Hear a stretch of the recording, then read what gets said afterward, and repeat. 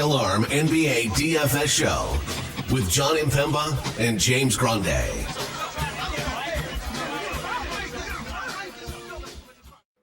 What is going on, FA Nation? Jon Impemba here with James Grande. Welcome into the Fantasy Alarm NBA DFS Playbook preview show. Today, we're looking at the 4-game main slate for Thursday, your TNT Thursday slate of games. Some pretty good matchups. We're getting the season debuts for Luka Doncic, Victor Wembanyama, and Nikola Jokic here on this NBA 2024 season. We get some interesting pricing. We have the Celtics and the Timberwolves both on this slate playing their second games. We have the Wizards making their debut. We have the Thunder making their debut as the Kings as well. So should be a pretty fun Spurs overall. and Dallas as well. Spurs and Dallas. Well, I mentioned also Luka and Wemby. Kind of a given that they're not playing by themselves. You know what? That's okay. That's okay. So we have Boston versus Washington. We have San Antonio versus Dallas. Marquee game there. OKC, Denver, and Minnesota, Sacramento are your 2:10 p.m. games. So should be a fun one. Just like we had, on the opening night slate where we had the 2 games. We had the monster 10 gamer. Now we have a 4-game slate for Thursday. We talk a lot. Those of you who are new to the show, first, we appreciate you tuning in. Hit that like, hit that subscribe, hit that share button. It's a free way to support the work we do here over at Fantasy Alarm. If you want to try us out for free for 7 days, you can scan that QR code right there up on the screen or go to fantasyalarm.com/win.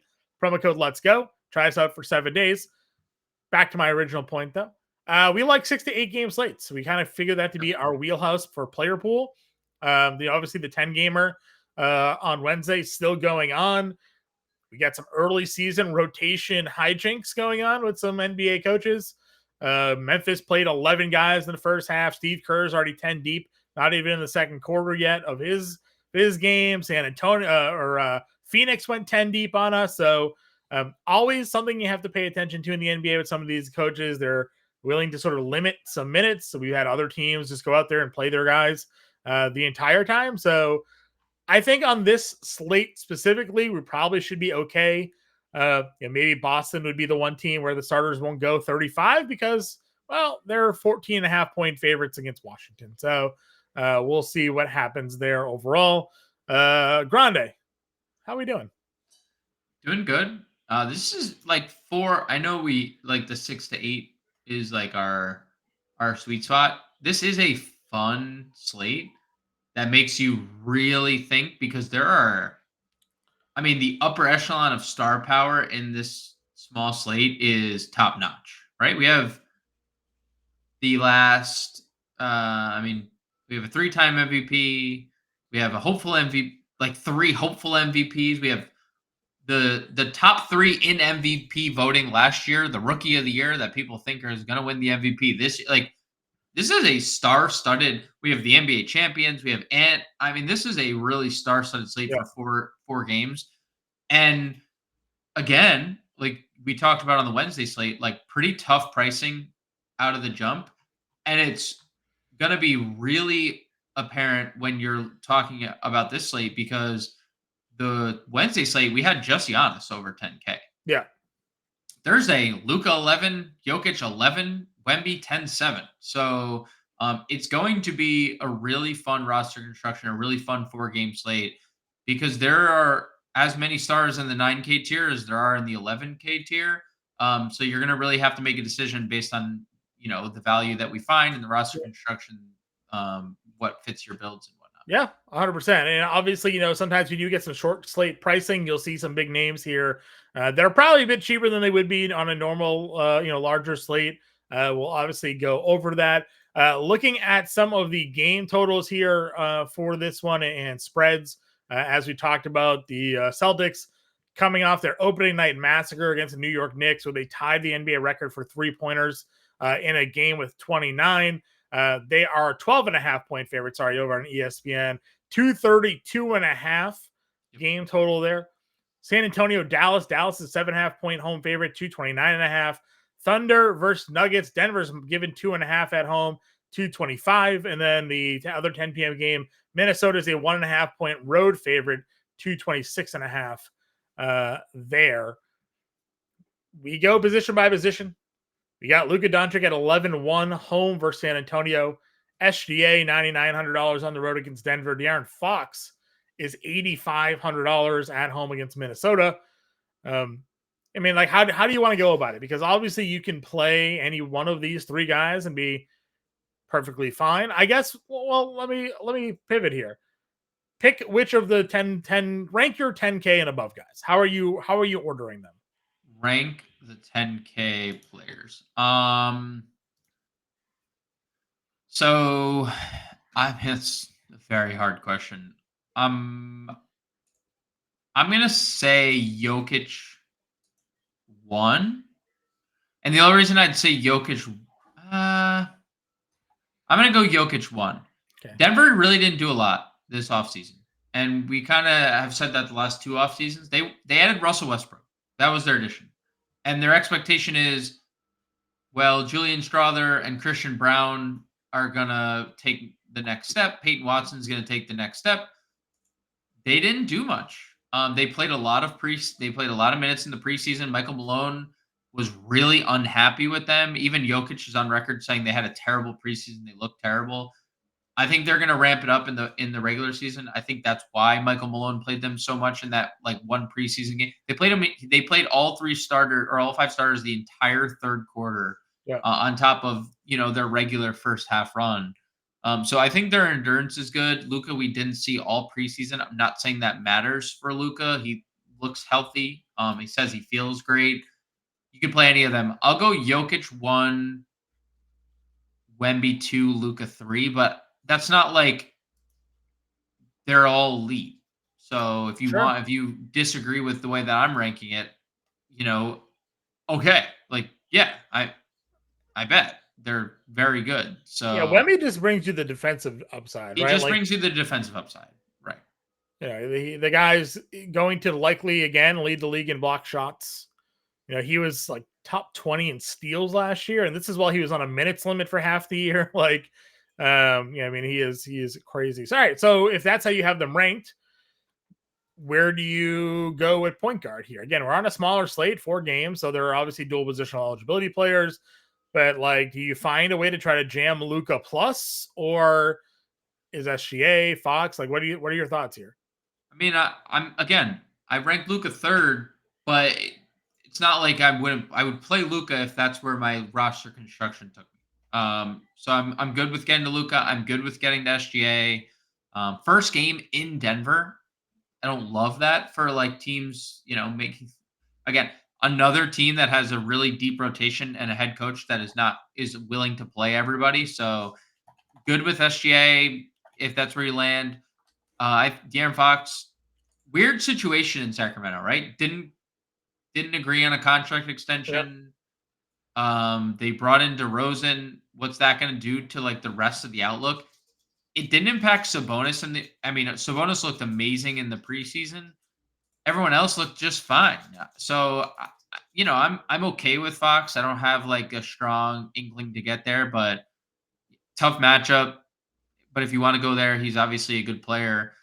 I do think when you start dropping down to the next tier, a $7,500 Kyrie Irving is a price tag that really stands out. I don't know how many times last year that he was ever 7K during the regular season, if at all. Yeah. In the Minnesota series, he was 7. So he wasn't $7,000 or under $8,000 literally until the playoffs. Yeah. So that's pretty soft for a guy who's going to be full capacity. So get him now, right before he's. Get him now, exactly. I think Jordan Poole is going to be on the ball more. We're probably not going to see full run out of Washington, but if that game stays close, it's obviously Jordan Poole has something to say with it. He is playing point guard this year, so there's going to be more Jordan Poole big blow up games than I think last year. Jamal Murray, the knee looks okay. He looked pretty good in that final preseason game that they extended him in. Was able to play 30 minutes. But like, we're probably interested in the Celtics guys again here, no? Yeah. Especially if they're just not going to miss shots and just be the best offensive team in basketball. I mean, I don't imagine the Wizards, putting up too much of a fight here. We saw like they didn't need a lot of, they played, right? Derek White had played 27 minutes in that game, didn't play the fourth quarter, had 24 actual, was more than enough paying off his price tag. Drew Holiday was actually surprisingly efficient, a guy that we don't really expect to see him score all that much. He's okay with not scoring all that much. He had 18 actual in that game. He played as many minutes as everybody else. The one thing we have to sort of consider is the infamous Jaylen Brown quote from this offseason, right? Where he, during Celtics media day, now he used the Detroit Pistons as a reference, but when referring to how the Celtics handle playing teams that they basically consider to be inferior, he mentioned we're going to play through Peyton Pritchard. We're going to let him go for 30. We're going to play through Sam Hauser. We're going to let him shoot 10 threes. We still going to win the game. Brown, so like Brown was referencing the Celtic strategy of playing through their role players to give them the experience and run to play freely, because knowing they'll need them later on in the year. So if that quote holds true, then this is going to be like a 2.5 quarter game, assuming the Celtics go out there and put up a 20-point lead. And then you're going to have the third quarter, fourth quarter of all Peyton Pritchard, all Sam Hauser, like we had against the Knicks. They just missed for 9 minutes. They missed 13 straight threes. Crazy.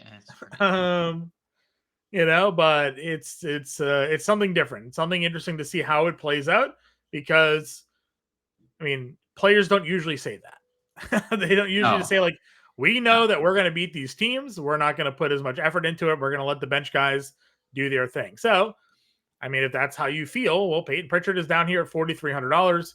Right. He shot a lot. He missed everything. He was 1 for 10 from the 4, 1 for 9 from 3. He's not that bad of a 3-point shooter. So 38%. He was 38% last year. 38% from 3. So I like Pritchard. I'd throw him right back into a lineup here. I like Russell Westbrook at 5K. I like Dante DiVincenzo at 52. NAW is kind of interesting. They did not play Mike Conley in that game the other day. They started him. They didn't go back to him. They're like, hey, you know what? Maybe not. He's just, and like that's probably going to be like, I assume over a stretch of the year, Mike Conley is going to play more, but we've basically been told he's going to be limited during the regular. Play 20 minutes. He's never going to play 30 minutes. No. So, 20 minutes of NAW, 32 of Dante DiVincenzo. Those are two very good values for both those guys. Again, I can see it evening it out a little bit, but I do still think both those guys, especially when Conley's 5K, you get DiVincenzo for $200 more, better eligibility, and then NAW $900 less than Conley with better eligibility. So both those guys are great. I like your Westbrook call. What do you think of Chris Paul making his debut? He's running an offense. There's certainly guys that can score the basketball. He's got a great lob partner now with Victor Wembanyama. The scoring has certainly taken a step back as he's aged. He's still a good facilitator, and he'll definitely have games. I don't know, at $5,900, I don't know. I feel like I'd rather spend down or find a little bit more money to play like a Derek White or something here. Okay. Do you like Chris Paul? Again, I know it's a new team, new thing for him here, but I like Chris Paul. I like the fit. I don't know if I like the spot, but I like the fit for Chris Paul in San Antonio. Shooting guard has a lot of the same guys we've talked about because of the dual positional eligibility, but up at the top is Anthony Edwards. We talked about this right before we went live. There's not going to be, he should not be an $8,800 player if he's playing at what his capabilities are. He deserves to be in that $9K, $9,500 plus tier, of superstars in the league, took plenty of shots, went 10 for 25, went 5 of 13 from 3. Those are elite numbers, what you want to see out of a guy. 6 rebounds, 3 assists. Maybe you want to see some more defensive stats out of him, but I'm not upset with 27, 6, and 3. if he does that again at 8,800, he's certainly going to pay off the price tag. You just also know that he does have a higher ceiling. So took 25 shots. He took 25 shots. 25 shots, took 13. He's going to make more shots. He was a 46% shooter last year. Yep. Again, I say like 8,800. He wasn't. He was 95 for most of last year. Yep. So you're getting him at a discount. You use under 9K on opening slate, 2 games. It's a 4-game slate. They kind of kept its pricing as it is. So you play him. I have no problems making him your second man in, basically. 41 minutes is hilarious on opening night, by the way. 41 minutes on opening night. Yeah, well, I am praying for John Morant to see more minutes than Jay Huff on opening day. We might not get that one. Yeah. Jaylen Brown was obviously great. Played 30 minutes, 23-7. Against the Knicks, we knew that he is going to have his moments. We came into the year sort of with a chip on his shoulder as well with all the stuff that he went through. He didn't disappoint. It's the Wizards. It could be a Jaylen Brown night, right? Like Jason Tatum went out and had his big day. It could just easily be a Jaylen Brown day here. We say this with the Celtics often. There's going to be a guy that has the monster day, and then there'll be the other guys that have like really good days. Jason Tatum had the monster day. Derek White, Drew Holiday, and Jaylen Brown had the really good days. It could very well be Jaylen Brown having the monster day here. So, where are we with the secondary guys down here, though? Klay Thompson with Dallas debut. Kispert, don't know if he's going to be in the starting lineup or not. 58. We talked DDV. Malik Monk, one of the favorites to be the 6th man of the year this year. He's 5K. Caruso now with OKC is 48. What are your thoughts? Yeah, I mean, I don't have a lot of interest in Klay at 59. With Luka and Kyrie, this is a different thing, right? Klay still could have games in Golden State that he was taking 20 shots. I just don't see that outcome very often with Luka and Kyrie around. So 59, no thanks. I don't think Kispert's going to start. He did get a lot of money. Well, moderate amount of money he got paid. Moderate amount of NBA money. I would like to have that money. It's a lot of it. DiVincenzo, we talked about. Monk, very solid. I mean, eligibility, shooting guard, small forward for Monk, that's great. Obviously Westbrook also has shooting guard eligibility. That's interesting as well. Caruso, I know he's going to play mid-20s minutes. I like it better when he was playing 30-plus minutes with the Bulls because, he's not going to shoot a ton, especially on this team. He's not going to shoot a lot. I mean, we know what he's there for. Play Pritchard here. Koulibaly, if he's starting, there's a case for him there. I would say the only other name that I would throw out there is Julian Strawther at 3,200. This is the second time I've mentioned his name. I do think that there's a role for Strawther, probably in the top 7 of their roster. Jokic, Murray, Gordon, Porter, and Christian Brown is your starting 5. Westbrook's your first man off the bench. I assume Peyton Watson is your big, possibly Saric. But Julian Strawther was great in the preseason, and again, they need shooting. They don't really have a lot of shooting outside of Michael Porter. So I assume we're going to see a lot more Julian Strawther this year, 3,200. That'd be interest of mine. Yeah. Small forward. Tatum's there at $9,300, coming off of a just absurd MVP stamping sort of season incoming. He had said he worked on his 3-point shooting and 3-point release. He went out there and knocked down 8 3-pointers, 8 of 11, 14 of 18 from the floor. He was playing with his food at one point in time. Poor Jericho Sims was just out there. Tatum let him come defend him. Let him come defend him, and then took him off the dribble and just drained one directly in his eye. The poor guy. Poor guy, exactly. He had 10 assists. If you guys thought the assist numbers were going to be fluky from his postseason run, it wasn't. If he's now facilitator Jason Tatum, look out. He was already a guy that averaged like 8.5 rebounds last year.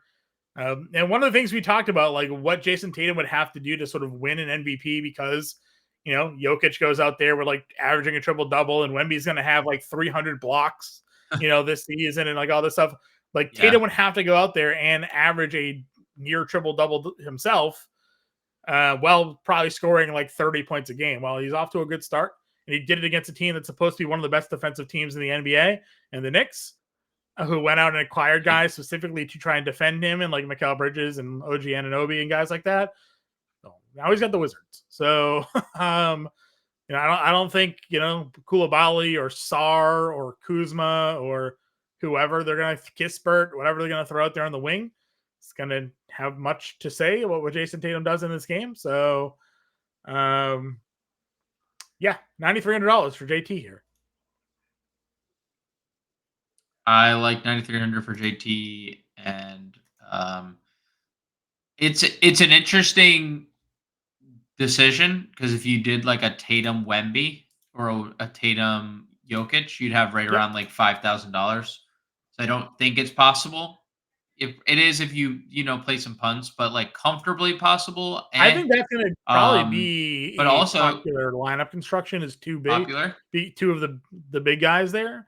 Yeah, because you want just like listen, gamer where you're like 2-gamer on Tuesday. What did we say? Like, you want raw points.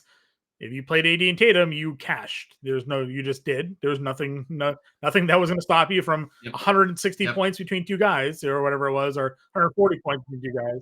Well, and the Tatum and those lineups had Miles McBride in them, right? So like it was like need the McBride to get to those two. So like trio. Yeah.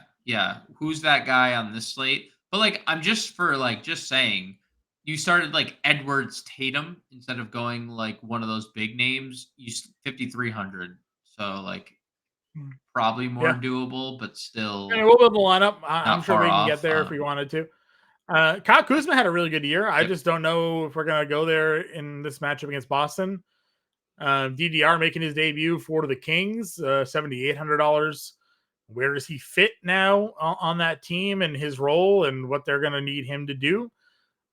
He is not a spot up three, so they need to facilitate his offense, or does DDR turn into a 3-point shooter, right? Like, guys in the second half of their careers just start taking threes. He started taking a little bit more last year. Jalen Williams, though, 6,900, one of our favorites. Small forward, power forward eligible. Jalen Williams here. The in Denver, maybe, but good spot. Love that. Yeah, J-Dub's the GOAT. I have nothing bad to say. I'm good with playing Kuzma in tournaments, good with playing DDR in tournaments. J-Dub would be my Calvin Johnson off the bench, really good scoring during the preseason, Yeah, I don't love 6,100 for Keldon Johnson, truthfully, but he obviously is going to be one of their high leading scorers, especially and then you have they got a lot of the guys we've talked about. There is Sam Hauser, again, the other value Celtic that's he has at least a role on the team, right? Like, he's going to play 20-ish minutes, and if it does go to a blowout, he's going to be there. He was 4 of 10 shooting in that game. Could have been a little bit better. I think overall he did have a couple of rebounds. He's not a complete zero. Would certainly be a Slate for him at $3,900. I bet assuming he is good to go, I bet there's probably some ownership on him in this one. Yeah, I'm okay with getting Hauser, especially. I mean, it's a 13-point spread, and he's going to play the whole fourth quarter if that's the case. So, only other name I'd really throw out there would be Michael Porter. They have to play Michael Porter a lot this year. They just don't have shooting. They lost KCP. That was a 40% 3-point shooter that they lost. Him and Strother are the two guys that can shoot. That's it. Murray didn't shoot great last year. Jokic shot horribly last year. Actually, I take it back. Murray did shoot well last year. Right. My begging pardon. Hurt. Jokic shot horribly. Christian Brown didn't shoot well. They need Michael Porter to be on the floor. Yeah. I like 5,800 for Michael Porter, especially considering what he can be offensively. So I think 5,800 is my lone worry for Porter, I guess, would just be where I guess he's going to play the 3, right? So Aaron Gordon's going to have to deal with Chet Holmgren. Because Chet's like up there in defensive player of the year betting odds as well. Sure.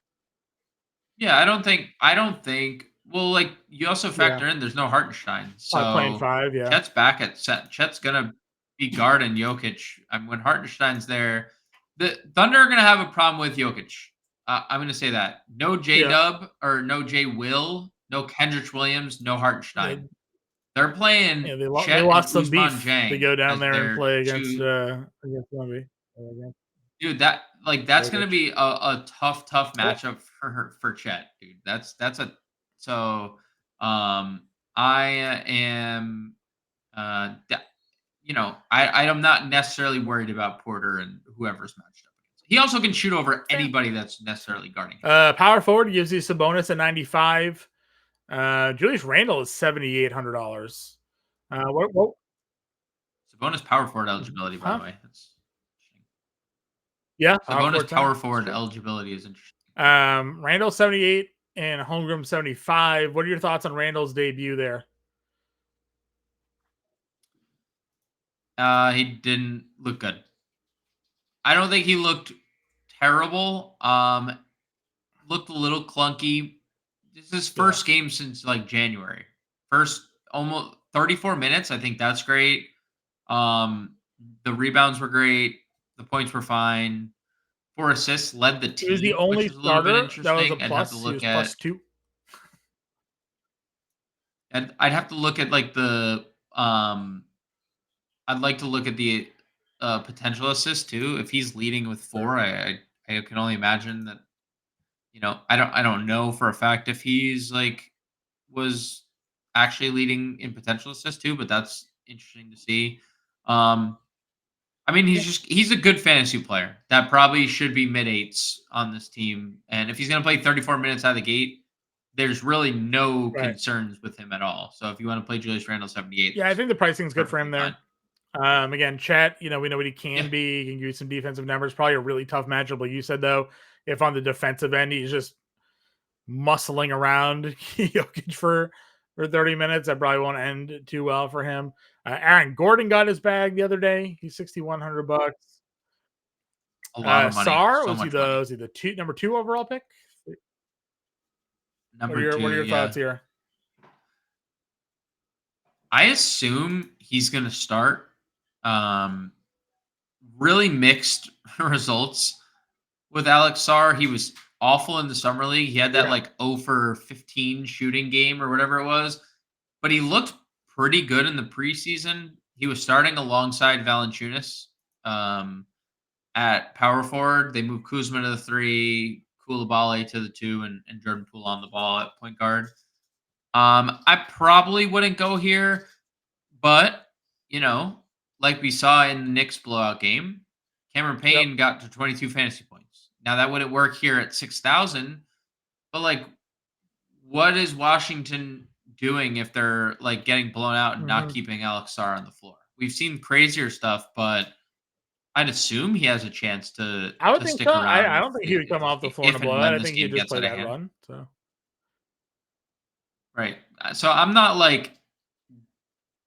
I'd play Porter before him. I'd play Keegan Murray at 55 before him. Naz Reid, PJ. I'd probably play all those guys before Sar, but being different, Sar is fine. I have a lot of interest, truthfully, in Jeremy Sohan at $4,600. He's gonna start. He was super good in the preseason. Him, Harry B, Wemby, Chris Paul, and I believe they start Branham would be the 5th guy. I don't know who's. I actually don't. Let's see who's projected. All right. Well, it's Paul, obviously, Wemby, like Sohan. Yep. Barnes. Sohan and Harrison Barnes. That's 4. I guess it could, in theory, be Stephen Castle. I don't think. It's going to be Champagnie, probably. Over Trey Jones, over. Probably. Yeah. I think it's going to be Champagnie. Julian Champagnie. That would be my guess. I forgot Julian Champagnie was a thing. Yeah. I mean, we saw what Sohan can do. It just, you just never know what the usage monster of Wembanyama just does, right? Just no, I know, but he's $4,600. He's a good rebounder. He's a good passer. He sure. can score the basketball. So I'm not paying. I'm not playing Jeremy Sohan because I think he's going to give me 50. I'm hoping for 50 fantasy points. I could. There's a path to 30 fantasy points, even in a game where Wemby can just go 17-11 and get you 60 because he can have 7 blocks and 3 steals. Wemby hasn't evolved yet. At least we've seen into a 30-point score nightly. He scored 21 last year. If he takes a leap, are we I think thinking he he's going to could. score 30 I this mean, year? I mean, if he's, I'm not saying he can't, but also if he doesn't and it's 21-25, I mean, I'm not going to not play the Spurs because Wemby's fantasy brilliance is because he's so good everywhere, as opposed to someone just coming in and scoring 35 a game and taking all the volume. Where Wemby's not gonna, never has felt like the volume guy, at least I don't yet. know. I think that he is poised to be that guy. Well, I'm not. I mean, he is going to be that guy, but is it? I don't think it's We'll, enough. I agree with you. It's we'll not going to be see enough how that it's going to be such a detriment to everybody else because there's going to be there's going to be shots to go around, right? But I think after what we saw last year, and then he had what he had during the Olympics, and the fact that he worked on things, put on weight, conditioned himself. I think we are.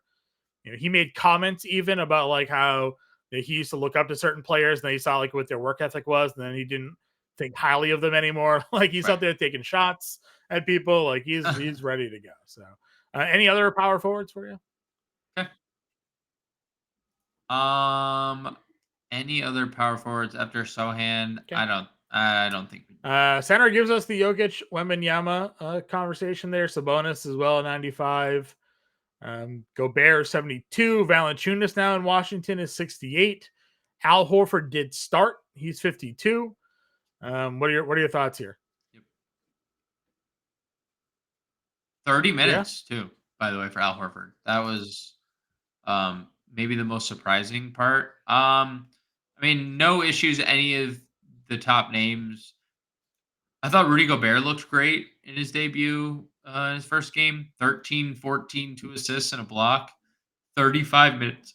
Kind of like we thought, right? 35 minutes were all Rudy Gobert did last year. So I'm good with literally every name Gobert up.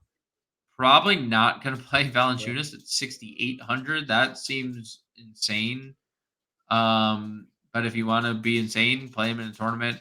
Horford 52, 30 minutes. They won that game they were up by 40, and he played 30 minutes. So that is really interesting. At 5,200 with multi-position eligibility. Obviously, we don't know what's going to happen with Dallas with their starting unit, but I think both you and I would probably lean the Lively direction over Gafford, at least how it stands right now.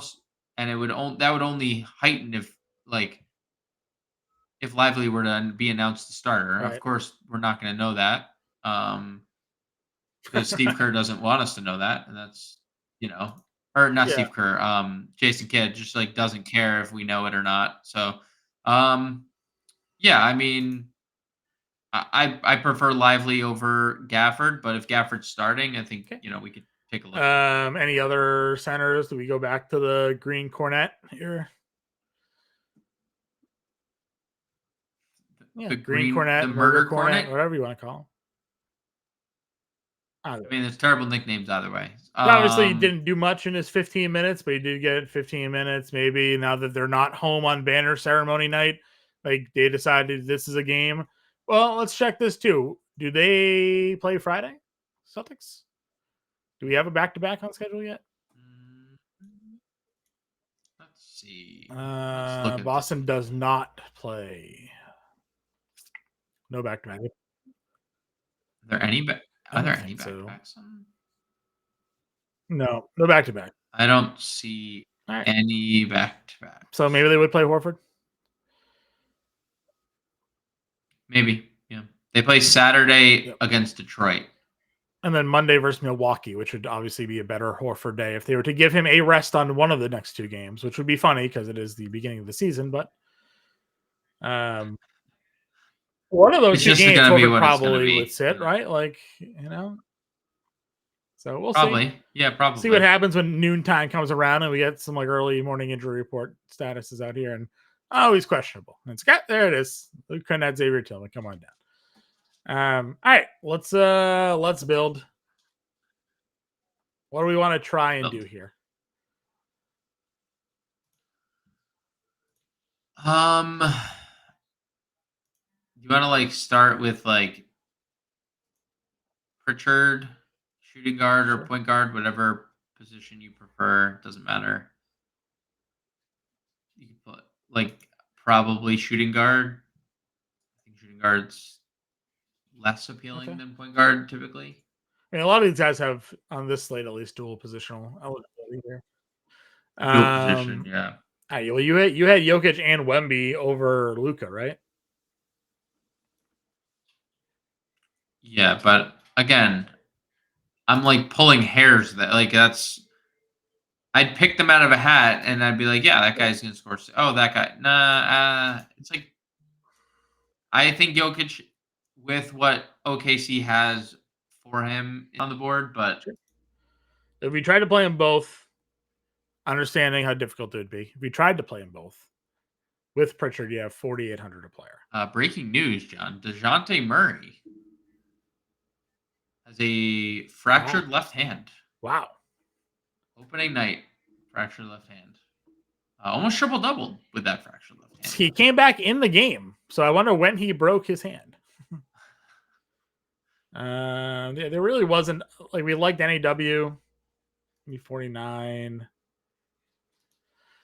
The Minnesota value in general probably right is like our BDV right. Naz Reid are all like potential options, even though we just played 3 members of the Minnesota bench in that. Yeah, but these 2 at least play like 30 minutes. He'll play the fewest. Well, I will. It is worth mentioning that Jaden McDaniels was in big foul trouble in that game, so just could very well be in foul trouble again against Sabonis or whoever. Normally, right? Yeah, normally. Oh, if we did Hauser, that gives us a $5,700 forward. Keegan, probably Keegan or Horford. Or of course, naturally, we're $100 off of MPJ. Well, if you played your favorite player, Jeremy Sohan, at power forward. Where? Sohan? Power forward. Yeah, Sohan's 46. Okay. No, I'm fine. Listen, if you want to get Jokic and Wemby, which I think is a build, right? 2 guys that can go for 80, 70 on the slate here. Yeah. I mean, the potential for 170 points in your lineup right off the bat is pretty good. Yeah, but obviously that's a stars and scrub build. If you went Wemby and Tatum, you get an extra $2,100. You can probably move off of like NAW. Yep. Give yourself Chris Paul if you liked him there. Mm-hmm. Just do your San Antonio stack. We talked about Anthony Edwards being pretty cheap at his price tag. $8,800 is silly.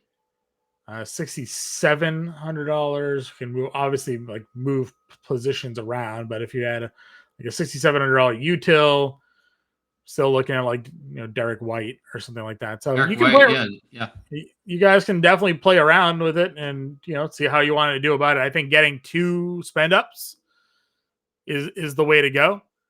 Whether 2 of the top 5 priced plays, I'll say. Figuring that out however you wish. Luka, Jokic, Wemby, SGA, Sabonis, Tatum, Edwards. I'm probably even less on Sabonis, but you play any of those guys there, get 2 of them in your lineup, and you're probably gonna have yourself some contention there. Yeah, agreed. All right, We'll have the playbook out. We'll be back live at 5 p.m. Eastern time to break down this 4-game slate.